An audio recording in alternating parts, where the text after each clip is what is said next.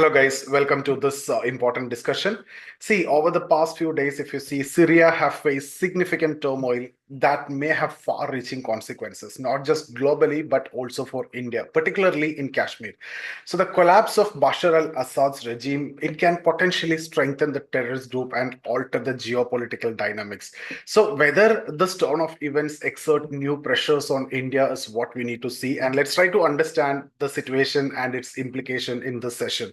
So if you look at the political landscape of Syria, it has shifted dramatically. And as of November 27, 2024, large parts of Syria, which was previously under the control of Bashar al-Assad, have fallen, and the country now seems to be divided into two main regions. That's the Kurdish state and then the HTS controlled area. Now, Kurdish state is actually backed by Israel, and the Kurdish population is likely to establish their nation in the year in the area which is near to that. And then if you see, if you can see the map here, I have marked it very clearly that the Kurdish area. Let me shift to the PPT. Okay, wait, okay. See, or otherwise, if you see the HTS controlled area is the other part, which is a group again, they declared the new flag, signifying a potential for a new state, which is the other area. As you can see here, just 1 minute. Let me try to show you that. Not possible. Okay, so HTS means Hayat Tahrir al-Sham. See, the fragmentation will undoubtedly lead to a new foreign policy for Syria, which can significantly affect India also. So let's try to understand India's strategic relationship with Syria. See, historically, India have maintained a supportive relationship with Syria, especially concerning the Golan Heights dispute. India consistently voted in favor of Syria at the United Nations, urging Israel to withdraw from the Golan Heights. So, this diplomatic stance was part of mutual understanding. India recognized the Golan Heights as part of Syria, firstly, and Syria refrained from openly supporting Pakistan on the issue of Kashmir. So, the long standing arrangement helped India to manage the international pressure on Kashmir, which making the collapse of Assad regime potentially a setback for India at this point of time. Now let's look at the Golan Heights and the geopolitical shift. See, the Golan Heights, seized by Israel in 1967 war, has been a contentious region. Israel maintains control, but India has historically supported Syria's claim at international forums. Assad's fall changes the equation, as the new Syrian leadership may not uphold the same balance. See, moreover, if you see, Israel has extended its control beyond Golan Heights and eyeing further regions in Syria also.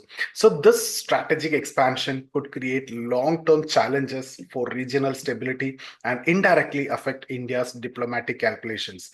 Now, if you look at the terrorism and Kashmir, the threat here, see with Assad's fall, now extremist groups like ISIS and their affiliates could regain strength in Syria. So intelligence source suggest this could lead to increased infiltration and support for terrorism in Kashmir.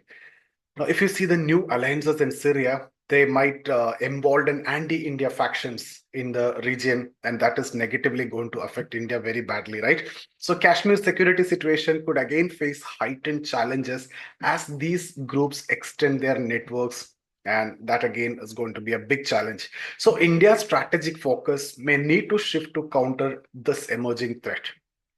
Now, let's try to evaluate India's foreign policy decision here. See, India's steadfast support for Syria over decades that reflect its principle driven by foreign policy, right? But with current developments, the question is, was this support a miscalculation, or could India have aligned differently to balance its interests better?